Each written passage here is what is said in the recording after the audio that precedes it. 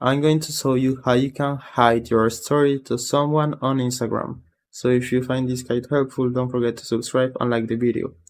So for example, let's say I want to hide my story to Vinicius. So all you need to do is go to their profile and click the three dots right here. And you will see this option to hide your story.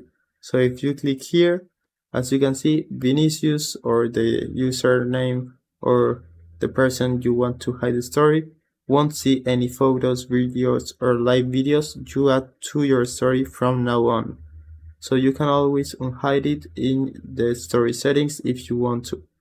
So if you click here, the person will no longer see your story, and now you can add anything to your Instagram story and they won't be able to see it. Take in account that they can see it with other methods like creating another account or asking someone to see it.